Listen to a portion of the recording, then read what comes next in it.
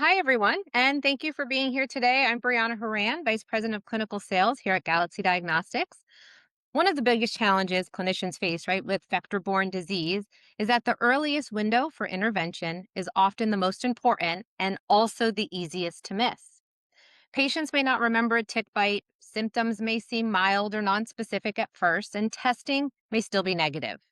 And many providers are left trying to decide what to do before the clinical picture fully develops. That's really what today's conversation is all about. At Galaxy Diagnostics, we spend a great deal of time focused on the diagnostic gaps that exist in early and multi system vector borne illnesses, especially in situations where symptoms, timing, and testing do not yet align clearly. Today's webinar is designed to help clinicians think more confidently about those early decision points, what matters most immediately after a bite, when to monitor, when to test, and how to approach the possibility of co-infections from the start. I'm very excited to introduce today's speaker, Dr. Myriah Hinchey. Dr. Hinchey is a naturopathic physician, ILADS fellow, and medical director at Tau Vitality and founder of Lyme Core Botanicals. She has more than 17 years of experience treating Lyme disease, co-infections, and complex chronic inflammatory illness, with a particular focus on integrative care, pediatrics, and vector-borne disease education. What makes Dr. Hinchey's perspective especially valuable is her ability to bridge real world clinical experience with practical early intervention strategies clinicians can actually apply immediately.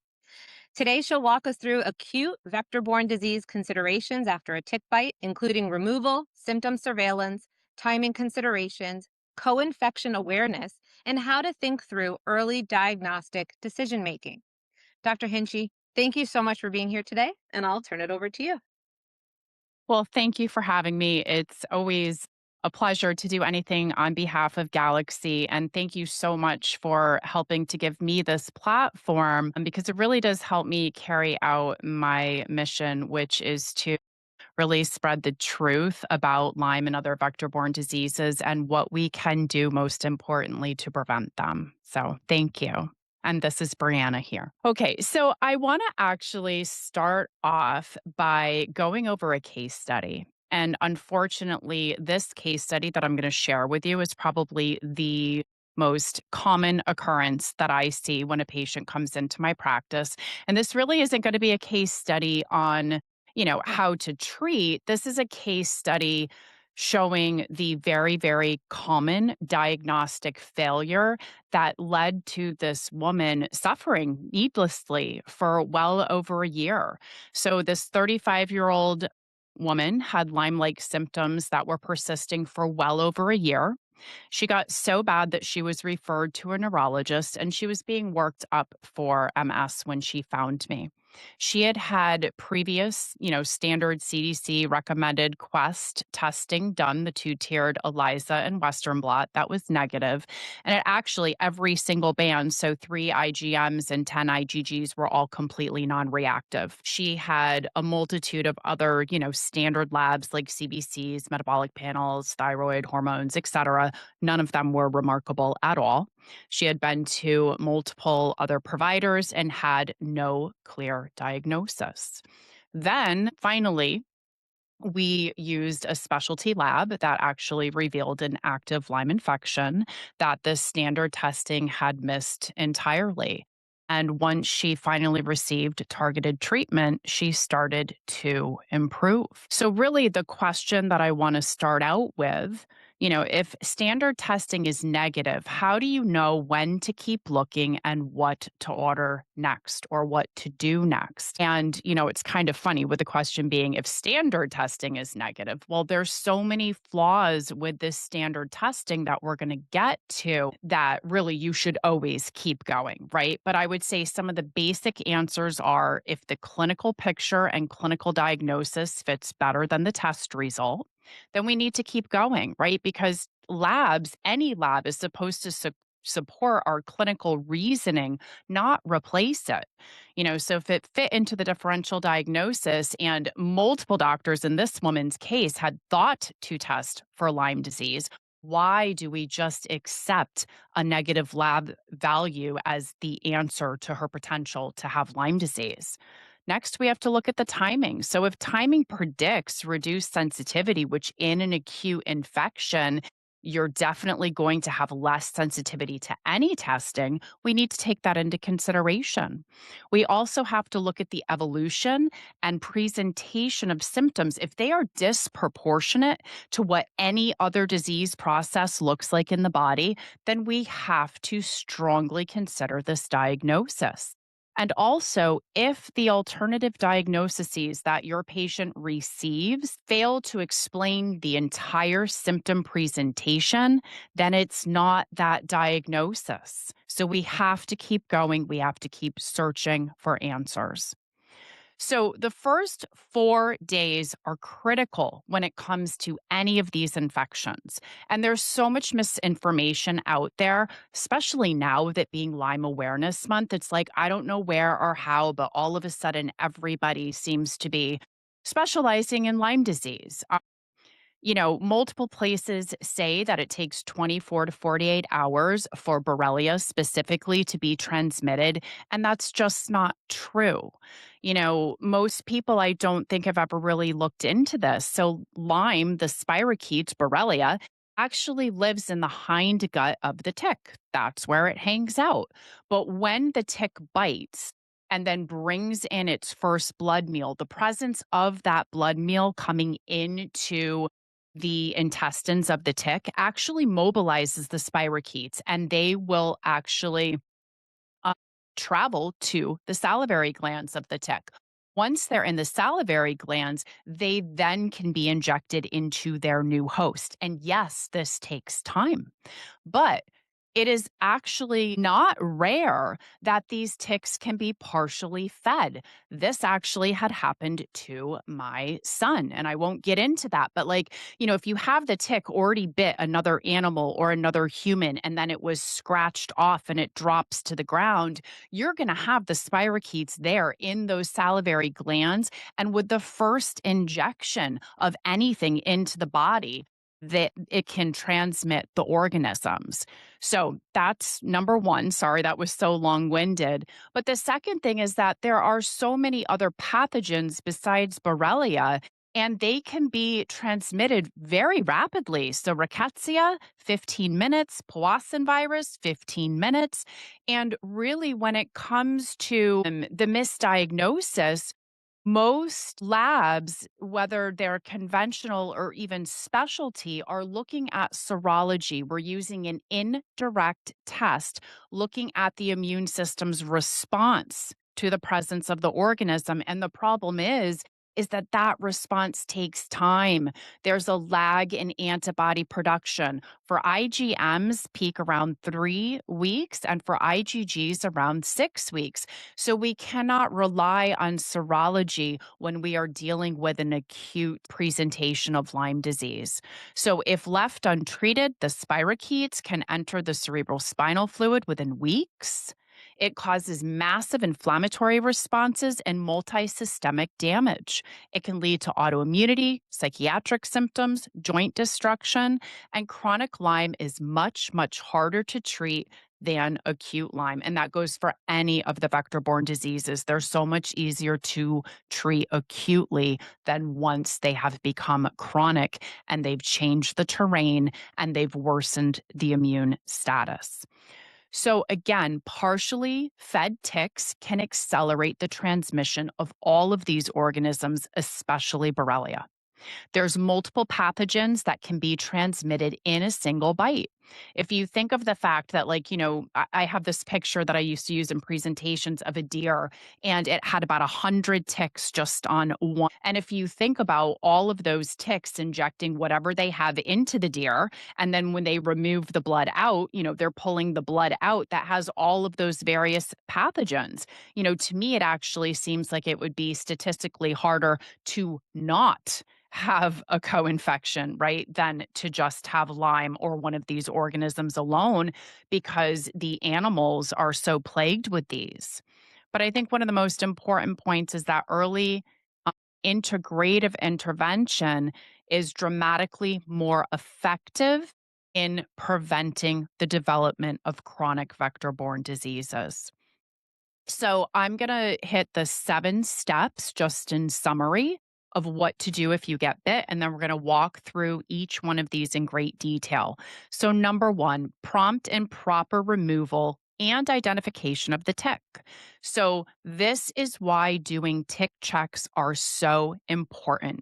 If you or a loved one is unfortunate enough to have a tick attached to you, the sooner you get it off, the better. And then we need to remove it in a way that doesn't agitate it. And we also can kind of gauge how much at risk one is of contracting certain pathogens by knowing what the tick is. So is it a Lone Star tick? Is it a dog tick? Is it a black legged tick, right? Different pathogens are carried by the different species of ticks. We then want to clean and apply first aid care to the bite. We definitely want to send the tick out to a reputable tick testing company. I love tickreport.com. It's at UMass.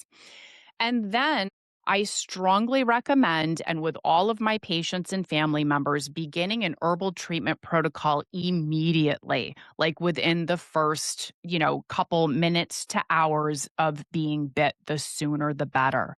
Then we need to watch vigilantly for any symptoms. These organisms can act differently in different people's bodies. And we don't want to just be, explaining allergy symptoms or a cold symptom or a stiff neck away, especially if we know that that person or yourself was just exposed by a tick bite.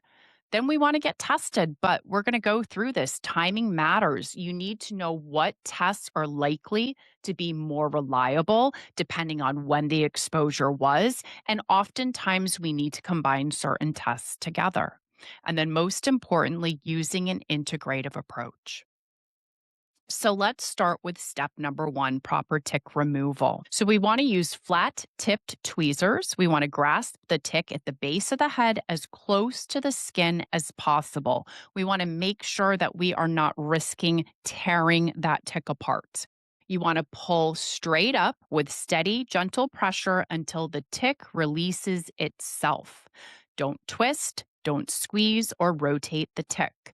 Now, I usually have people count, and usually, somewhere around 60 to 90 seconds is when that tick is going to release. Because when you're sitting there trying to pull it out off of yourself or your loved one and you are panicking, it's going to seem like time is going by very, very slowly. And so it's just, I always find it helpful to count. Then you want to clean the bite area with soap and water. You can wipe it with rubbing alcohol or hydrogen peroxide. Again, what you don't want to do is apply anything to the tick or squeeze it, twist it, yank it. You don't want to do anything to agitate it or tear it apart. Now, once you have it out, put it in a Ziploc bag so that it can't escape. And I can't even tell you just in the past 2 weeks how many stories I've heard from my patients where they stuck it to tape, left it on the windowsill because it was in the middle of the night, and then the next day the tick is gone. Or someone put it in a bag, they didn't seal the bag, it crawled out of the bag.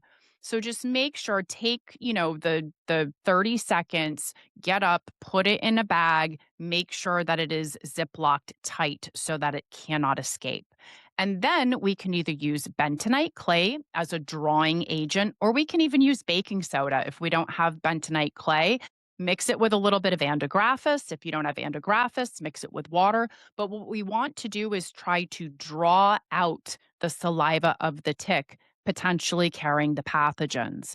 Then the herb antigraphis, I like to soak a cotton ball with it, put it on top of the bite, and cover it with tape or a band aid. And you want to have this applied very liberally, and the hope is to get some transdermal absorption of the antigraphis, which is a pretty significant antimicrobial antispirochetal.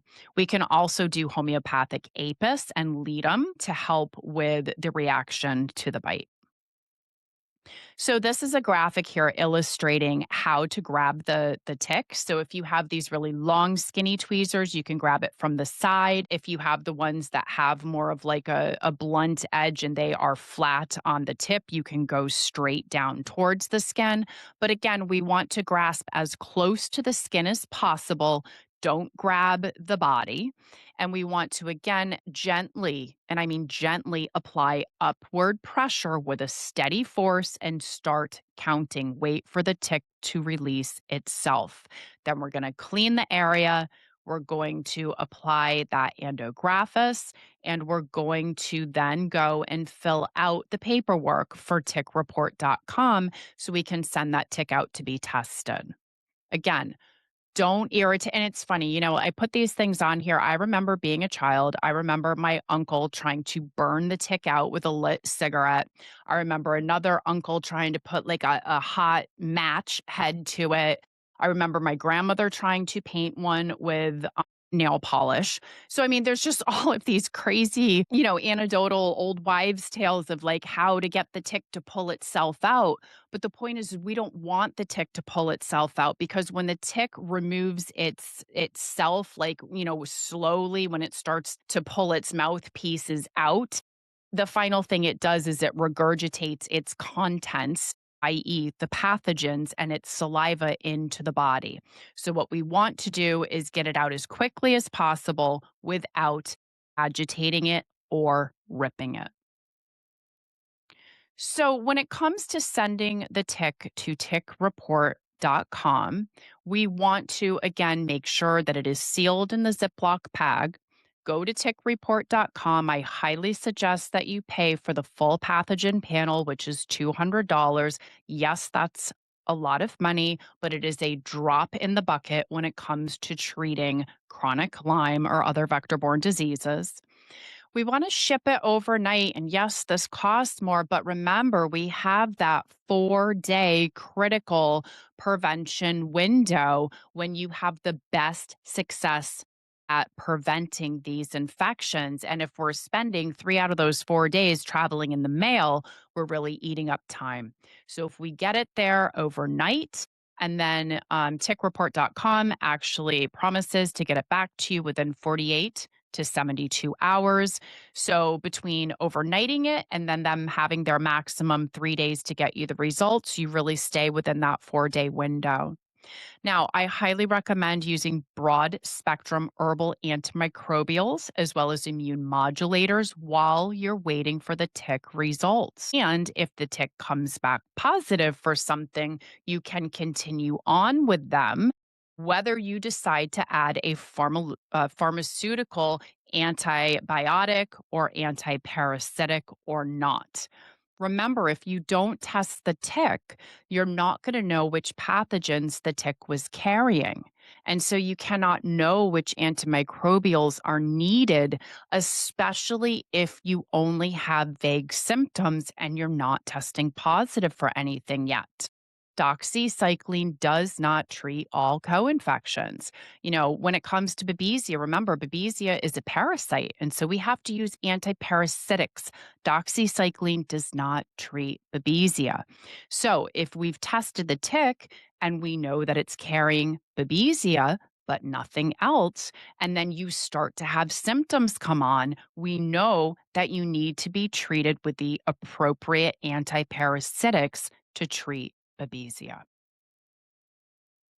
Now, I developed two different herbal products. There's ASAB1 and ASAB2. And actually, ASAB1 is just ASAB. It stands for as soon as bit. And I developed it because during that somewhat excruciating, anxiety provoking period of time where you don't know if that tick was clean or had one or more pathogens, but yet you don't want to start pharmaceutical antimicrobials because A, you don't know what the appropriate ones are, and B, do we want to even take them and, you know, um, potentially do damage to the microbiome for no reason? So, ASAB1, we'll just say to keep it very distinct, is a combination of herbs that do a multitude of things. So, we have Japanese knotweed protecting the endothelial cells. We have Japanese knotweed, Chinese skullcap, and ashwagandha together, along with echinacea, helping to inhibit aggrecanase, collagenase, and hyaluronidase, which are the three enzymes that Borrelia exploits to break down the connective tissue and the extracellular matrix to be able to spread throughout the body. Then we have a handful of other herbs that are going to inhibit the pro inflammatory cytokine cascade that happens in the acute stages of a Borrelia infection, but in this formula also Babesia and Bartonella. And then we also have the other herbs that help to keep the immune system balanced, but with an adequate response because we're in an acute phase.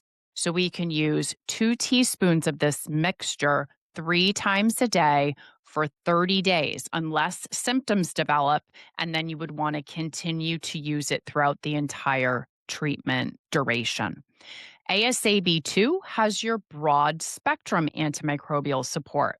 So these are going to be not only antibacterial, but also anti-parasitic and antiviral. Now, anyone who knows about these herbs can look over at ASAB1 and say, hey, Japanese knotweed is also antimicrobial. Chinese skullcap is also antimicrobial. And yes, you're absolutely right. But I wanted to combine the heavy hitters of sweet Annie, cat's claw, cryptolepis, and houtunia together to have a more robust and again, broad spectrum antimicrobial support. And then this can be used in conjunction with the appropriate pharmaceutical antibiotic or antiparasitic, but you can break it up and decide if you want one or both. The dose for this is 1 teaspoon 3 times a day for 30 days. And yes, the 3 times a day is extremely important. We need to use therapeutic doses as well as timing and duration. And just so you know, these are the adult doses. These are perfectly safe for children. I use them in my pediatric population all the time, but I use Clark's rule to figure out the dose for how much that kiddo weighs. Okay. So, Lyme is very elusive. The symptoms are diverse and they're non-specific, and they are often misdiagnosed or misattributed to other conditions. So, in stage 1, which is very short lived, we can have flu like symptoms with or without the EM rash. They're often just very general fever, chills, fatigue, muscle aches, headaches. Sometimes we can see neck pain and irritability. Next is stage 2. This is early disseminated. We can see Lyme carditis, lymphocytoma, the spread of the rash. We can see facial palsies like Bell's palsy, and we can develop joint stiffness and Lyme neuroborreliosis. Now, if you do not catch it in one of those 2 stages, it will progress to late stage or chronic Lyme disease. And this is where we have persistent, cyclic, multisystemic symptoms. Often there is severe arthritis, usually in one knee, and we can have significant neuropsychiatric presentations because it crosses the blood brain barrier. I would say the hallmark symptoms of acute Lyme disease include fatigue, joint pain, brain fog, many neurological symptoms like light sensitivity, sound sensitivity. Even some patients have sensitivity to touch or chemicals, although that does seem to come on later. I have had patients complain of like just the weight of the sheet being pulled over them at night, hurting them. Night sweats can be seen often, headaches, changes in mood, changes in appetite, and sleep disturbances are a biggie. But remember, a lot of times it's like a cold or flu. Now, the rash is highly variable and it's often missed. Okay, here's a direct quote from ILADS, the International Lyme and Associated Diseases Society. And if you don't know about ILADS and you plan to treat Lyme disease, I very, very strongly recommend that you go to their annual conference, you complete the foundations, and at least you scour their website. They have so much useful information. But, anyways, they say the EM rash is highly variable. Most EM rashes are solid. Less than 20% have the classic bullseye appearance, and an EM rash may be missed if not specifically sought on exam. And a lot of these patients are typically asymptomatic. The rashes are typically asymptomatic, excuse me, meaning they're not sensitive to touch. They're not hot, although sometimes they are. So over here, we can see the classic bullseye rash. Again, this is present in less than 20% of cases. This is what many clinicians wait for, but this is the exception, not the rule. Oftentimes, it's just a solid pink circle, and they're usually not round circles. This can be mistaken for insect bites or cellulitis, and I cannot tell you how many patients have been misdiagnosed with cellulitis. And oftentimes, with this, it is a little bit raised and it is warm to the touch. Now, if you see vesicular or blisting in the rash, you want to consider the co-infection Bartonella. And it's important to understand that a lot of patients do not develop any rash at all. And the absence of the rash is not absence of Lyme disease. So keep in mind, if you see the rash, it is diagnostic for Lyme, but it is not there in less than 40%. So we cannot let an absent rash dismiss our clinical suspicion, and do not let anyone tell you that if you don't have the rash, you don't have Lyme disease. So these are just some more pictures of rashes. I just want to really kind of drive this point home that it is not the classic bullseye. It's not concentric circles. These are all rashes in patients who are diagnosed with Lyme disease. And then these are also rashes caused by Lyme disease. And I'm going to say it again because it's so important. The presence of this rash is clinical diagnosis of Lyme disease. You should not wait to treat for a test to come back. And if the test does come back negative after you've started treatment, or even before you've started treatment, a negative test does not change this clinical diagnosis. That is such an important point, and I really want to make sure that everyone gets this. The EM rash is a clinical diagnosis of Lyme disease. Now, the prevalence of co-infections are rising, and what the data shows, or at least in this one survey of over 3,000 patients with chronic Lyme disease, over 50% had at least one co-infection. 30% had two or more co-infections, Babesia being the highest, followed closely by Bartonella. And I think these numbers are much, much higher than what this study actually showed. Now, again, a single tick bite can transmit multiple pathogens simultaneously. The more pathogens present, the more synergistically they actually help to evade the immune system and cause inflammation and immune uh, imbalance or dysfunction. The more that are there, the more severe the illness is going to be, the more symptoms, and the longer the recovery, and the more complicated treatment. Now, typically, Babesia takes anywhere from 1 to 4 weeks to occur. Typical symptoms are air hunger, hemolytic anemia, fever, night sweats, fatigue, jaundice, and dark urine. Uh, I have had so many doctors say, well, the patient isn't anemic, so it can't be Babesia. That's not true. Okay. Don't fall for that. There are some patients that have severe hemolytic anemia, but it's not always the case. Bartonella's onset is weeks to months, the worse the immune status of the new host for Bartonella, the worse the infection will be. Bartonella often has a profound headache, swollen lymph nodes, rashes that can either be pustules or look like striae, like stretch marks, and often encephalopathy. Anaplasma and or Ehrlichia typically comes on within 1 to 2 weeks. It usually presents with a really high fever and a severe headache. Patients often say it's the worst headache they've ever had in their life.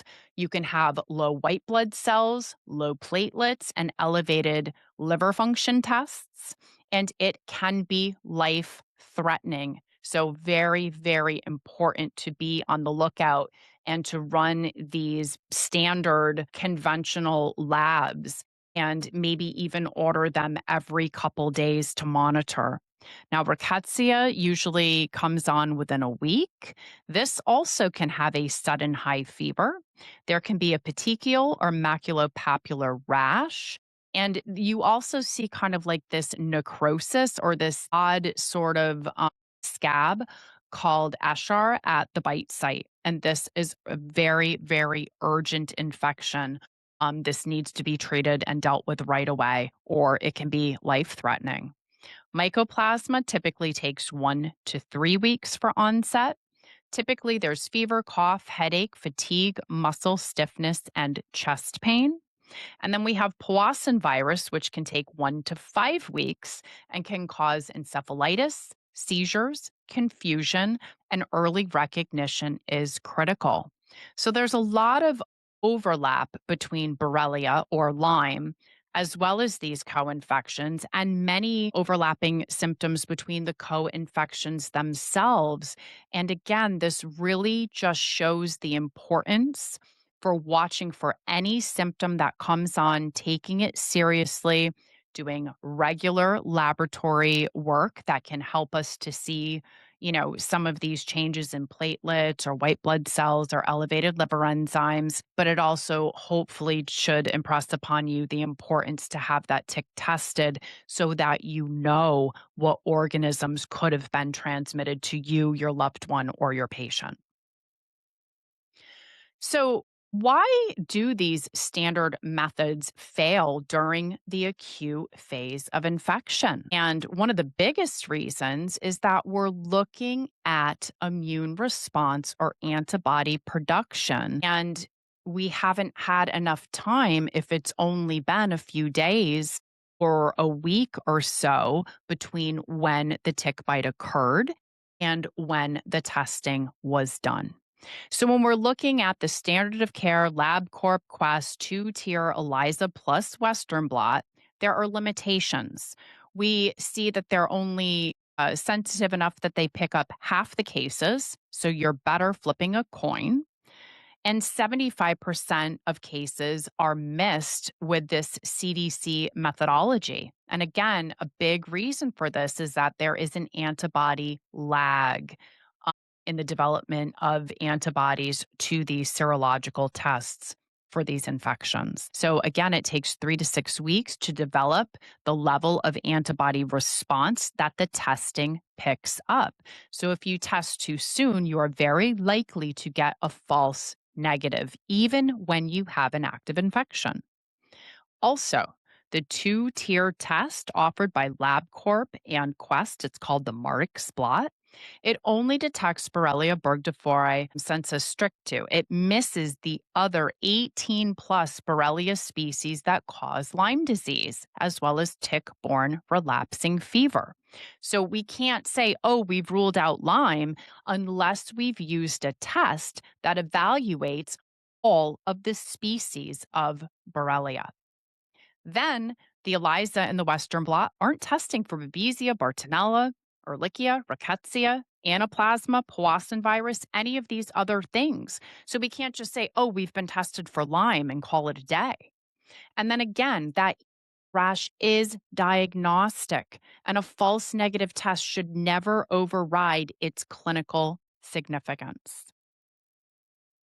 Now, let's take a couple steps back and let's talk about the difference between direct and indirect testing so that you understand what you're actually measuring. So, a direct test detects the pathogen itself. So, an example would be finding a part of the antigen. So, whether it's a PCR test that's detecting DNA, or a digital PCR, again, detecting DNA, or a fish, which is detecting RNA, or a culture where you're actually trying to culture out the antigen. The test is directly detecting or finding the organism itself or a piece of it. Now, the pros is that it's definitive. It's the holy grail of testing. No one can tell you it's a past infection. No one can tell you, oh, you were treated for that, so it's not there. If you find it, it means that that infection was still active in the body when the blood was taken. Now, the cons are that these pathogens are extremely low in abundance and that sample biases can occur. So, a lot of times we have to do serial draws to increase the probability. And the example that I like to use is like, let's say you're in a boat out in the ocean and you cast a net out, you pull your net in, and there's no fish in that net.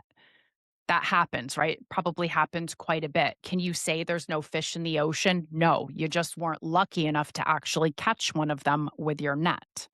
Now, if we compare that to indirect testing, indirect testing detects the immune response to the pathogen. So we are indirectly testing its presence by looking at how the immune system is responding to it. So some examples are the IFA, the ELISA, the Western blot, the immunoblot, looking for IgG or IgM antibodies. Is that it can indicate a past exposure. So if you come back positive, you don't know, is it current or is it past? And it's only useful once we have an elevated immune response where the antibodies are detectable, which is at least 3 to 6 weeks post infection.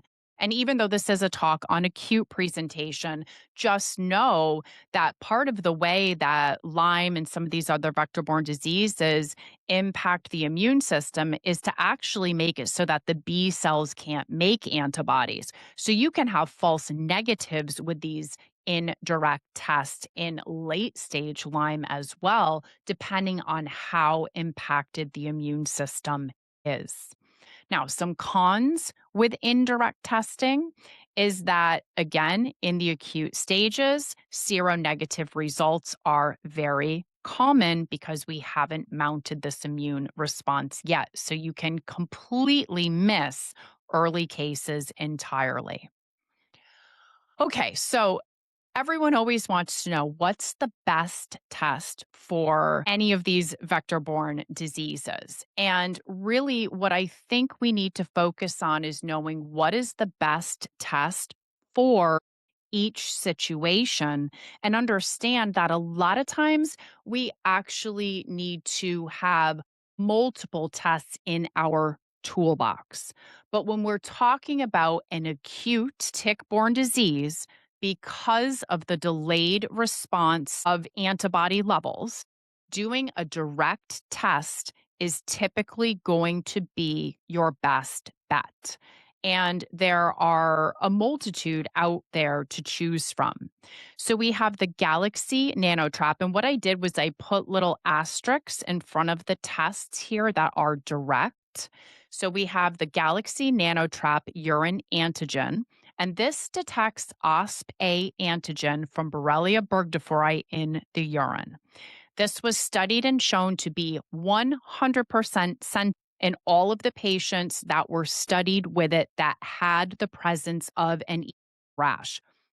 So that's how they were diagnosed as positive, that rash was there. And this test was able to detect the presence of OSPA in every single one of those patients. And that's pretty impressive because you'll hear me say over and over again, like, there's no test that's 100%. Well, this one was in this study. So it is going to detect active infection. It's an easy urine collection. So it's actually really great for kids. And you can get the little collection bags that actually sort of adhere, around the genitals and can be put into the diaper.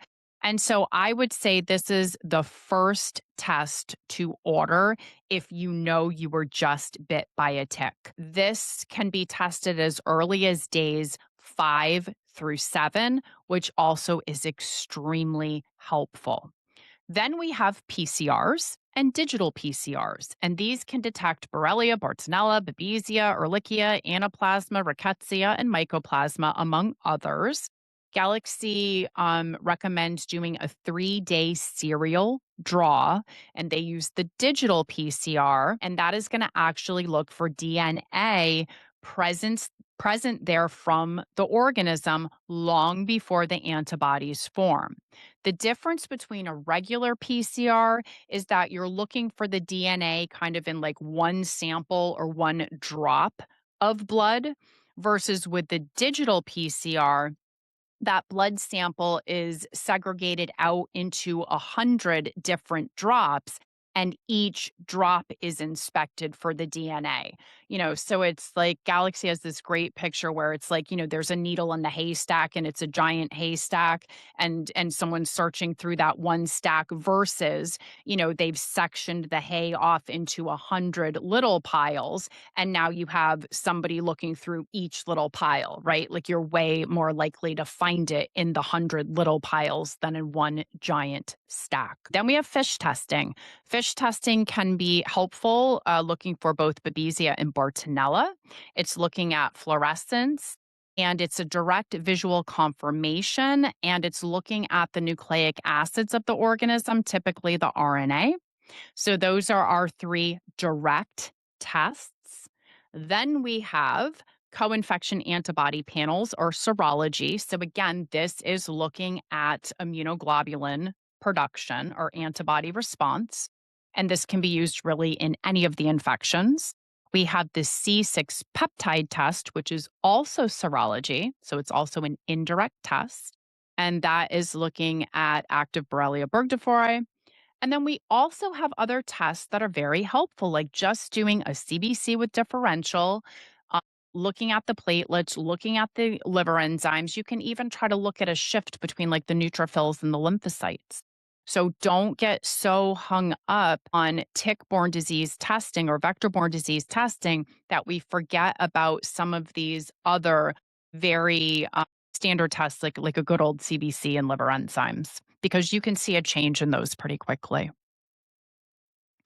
So let's look a little deeper at standard testing versus specialty labs. So again, 54% of Lyme disease cases were missed by the two-tier testing methods, according to LymeDisease.org. Johns Hopkins back in 2005 showed that up to 75% of cases were missed using CDC methodology. And then typically these standard labs aren't testing for co-infections. And if they do, if you know it enough to order the co-infection test separately, they're not sensitive and they're not looking at all of the different species of the various different co-infections.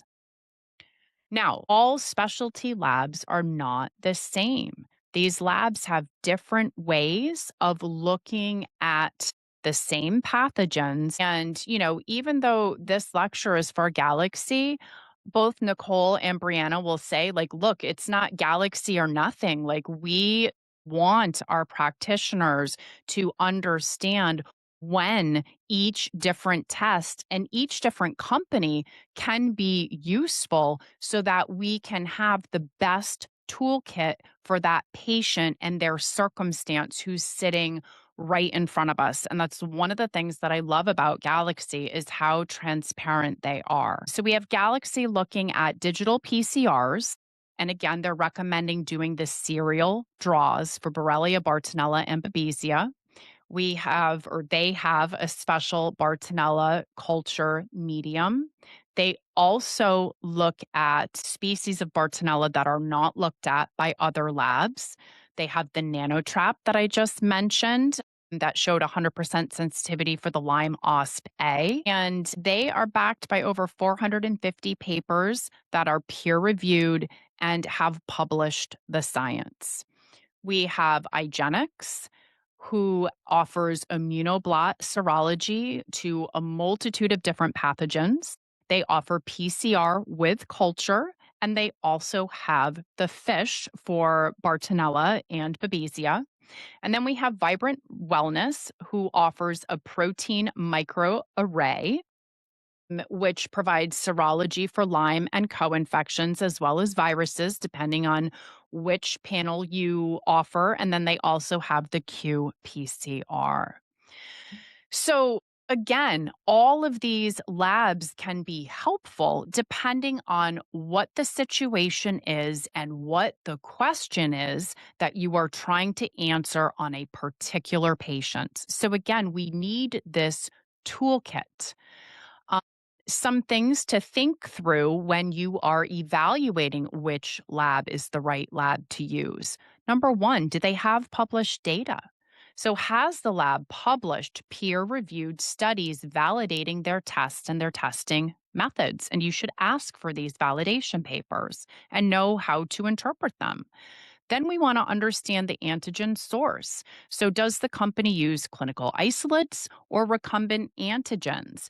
And this can be a key differentiator in serology accuracy. So, we have these clinical isolates that cast a wider net and they pick up more, but one of the cons can be that they can have more cross reactivity. So broader net, you're likely more likely to catch more things, but could it be a cross reaction versus recombinant antigens, which are more specific and have less cross reactivity, but are you missing something in the picture? And again, it really depends what question you're trying to answer. Then you need to know what technology is being used. Is it a PCR? Is it a digital PCR? Is it a fish? Is it a culture? Is it one of those direct tests? Because there's different sensitivity, right, based off of what what method we're looking at. So you're not going to have as much of a sensitivity with these direct tests versus serology, where again, we might have more of a sensitivity, but maybe it's less specific. So you might want to combine a direct test along with an antibody or an indirect test, because patients whose immune systems are doing a really, really good job of keeping after these microbes, you might not find the microbes because they're being suppressed, but you find like a really nice, robust antibody production versus the opposite. If the immune system is struggling to function properly and that antibody response is very, very low, you're likely to see more actual antigen or organism present. It's kind of like a seesaw. And then you want to make sure that the lab is not only testing for co infections, but that they are thoroughly testing for all of the different species of the co infections that you would want to look for. And when it comes to Galaxy's approach, they're leading with published science, peer reviewed validation, and clinical isolates is what they are using there for their antigen source. And they're very open and transparent about their methodology.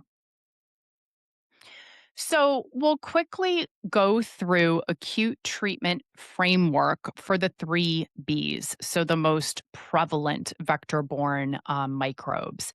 In acute Lyme disease or Borrelia, and so this is whether it's tick-borne relapsing fever or Lyme, ILADS recommends 200 milligrams twice a day for 4 to 6 weeks as treatment. And so you can see this is very different than what is typically given conventionally, which is 100 milligrams twice a day for 14 days. Some doctors might use 500 milligrams of amoxicillin 3 to 4 times a day. Others might use cefuroxime, 500 milligrams twice a day. And for disseminated, some doctors might use IV ceftriaxone 2 grams daily. I highly recommend using herbal antimicrobials so that you can get after the persister cells, using herbal agents that have been studied and proven to break down the biofilm, because biofilm does start occurring. These organisms make biofilm very early in the infectious process. And also, we want to try to modulate the inflammatory as well as immune responses to these organisms. I just want to point out that the standard of care, so I'm in Connecticut, and the standard of care, even here in Connecticut at ground zero for Lyme disease, is giving 1 dose of doxycycline at a tick bite. This was based off of a study that was done several years ago, and the study was flawed for so many reasons. And just please, please hear me when I say that doesn't do anything to prevent any of these infections. Please look up the study, look at why it's flawed, and do not practice like that. You're not doing your patients any good. And if you are a patient or a parent listening to this, do not accept that as treatment from your doctor. Just don't. Okay, so with acute babesia, typically we're combining atovaquone with azithromycin. So for atovaquone, 750 milligrams twice a day, 500 to 600 milligrams of azithromycin once a day. It can be 250 twice a day. And conventionally, about 7 days is what you're going to get. Typically, you would want to remain on this until treatment, or I'm sorry, until symptoms have resolved. Some practitioners will combine clindamycin and quinine together for severe cases. I love using cryptolepis as an antiprotozoal.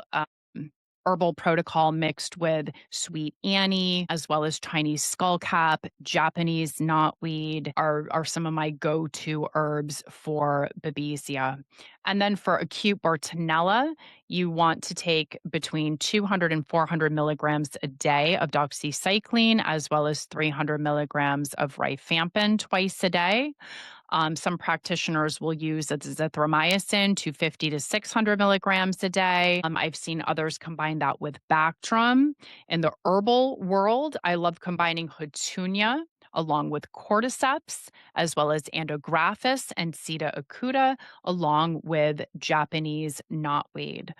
Um, and again, these herbs can be used right along these pharmaceutical antibiotics and antiparasitics. And I actually strongly recommend it because a lot of these herbs have actions that the pharmaceutical antibiotics and antiparasitics don't. And there are some studies that show that some of these herbals can actually work synergistically with the pharmaceutical antibiotics. And if some of you are scratching your head going, wait, oh my gosh, like what? Dr. Hinchey is promoting, using these? Yeah, absolutely, because we're talking about acute cases. I do question using long term, heavy doses, combinations of antibiotics for months and months and months once someone already is chronically ill.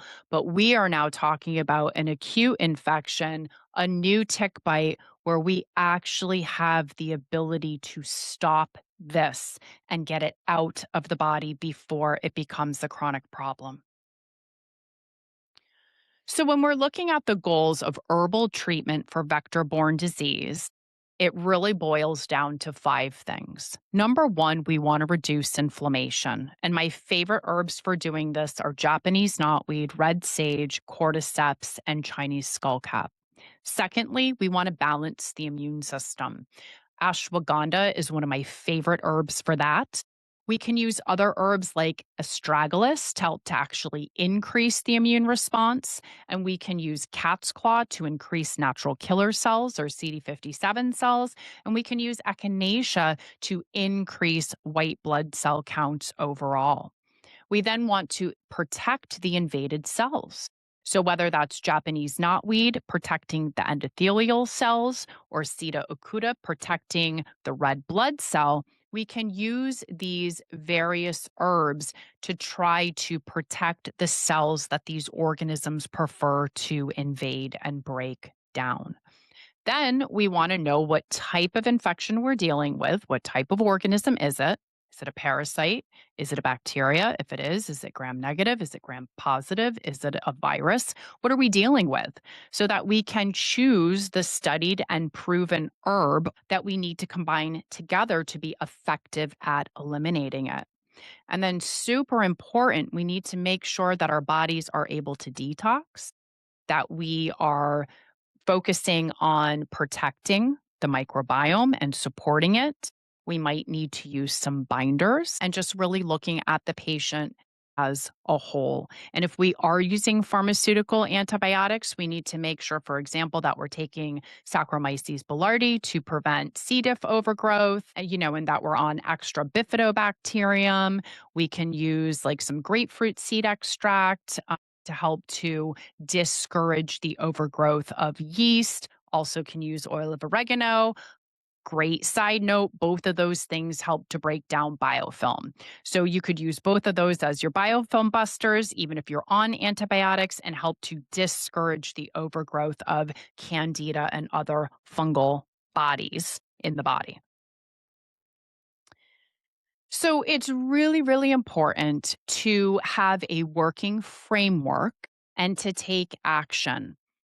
I have two friends who are practitioners who, in the past month, have had a tick bite on themselves or a loved one, and that tick has gotten flushed. And I know you guys are listening.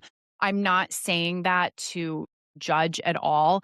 I'm literally saying it to put out there the importance of having a plan and a framework because we panic, when this happens.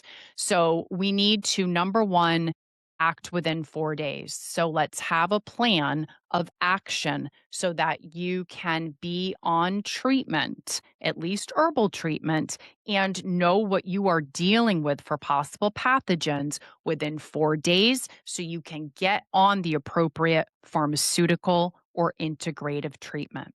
So we want to initiate the herbal protocol at the time of finding the tick. We want to test the tick immediately after the bite, and we want to get it sent out overnighted so we get those results back because that is the most important window. We want to remove the tick properly. We don't want to make a bad situation worse. So use flat tweezers, get all the way down to the skin, pull steadily, don't squeeze, don't twist, don't do anything to agitate that tick. Just get it out and then apply your first aid and antigraphis topically.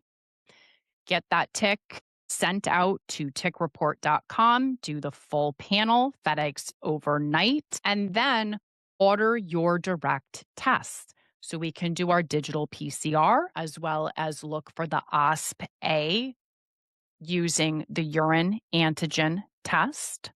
And then you probably want to do a CBC and look for liver function tests so that we can see if anaplasma, Ehrlichia, or Rocky Mountain spotted fever happen to be in the picture.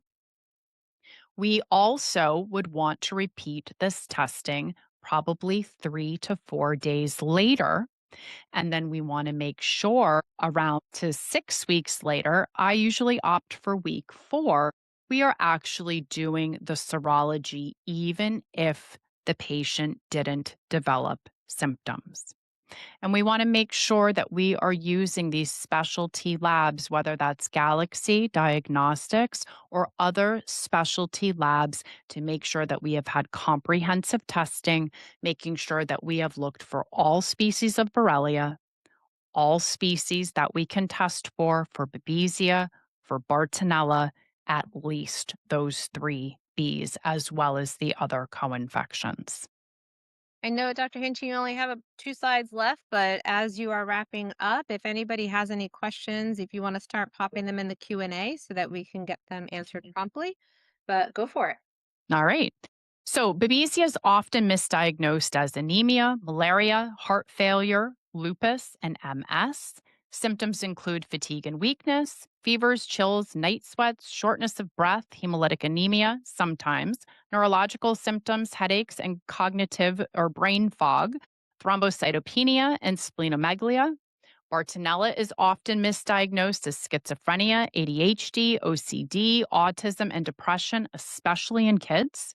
It causes a lot of neuropsychiatric symptoms. It causes the striae or stretch mark rash. There can be a lot of anxiety and mood disorders, seizure like episodes, eye inflammation, lymph node swelling, skin lesions, and a lot of GI symptoms.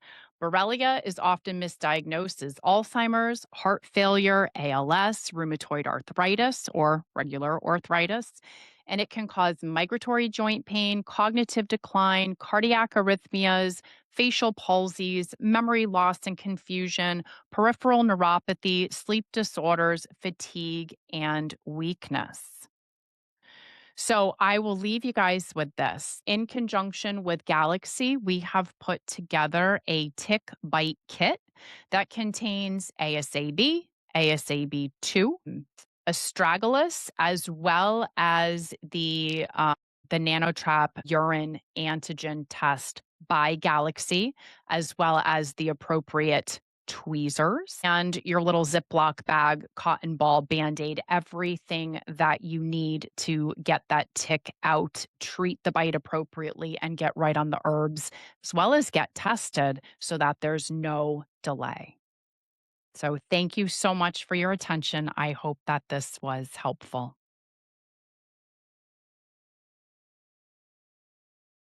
It would be helpful if I came off of mute. Thank you, Dr. Hinchey, for a great presentation. We don't have many questions, but somebody did ask, is there hard copy of the slides available? Yes. Anybody who registered for the presentation will get the recording. We'll also get a copy of the slides as well. And then for the other question that we have is, my understanding is that the tick saliva can be tropic for latent TBIs, lying dormant in the newly bitten host. In this case, a negative test of the tick can be misleading. Do we ever find that patients develop symptoms even in the absence of a loaded tick?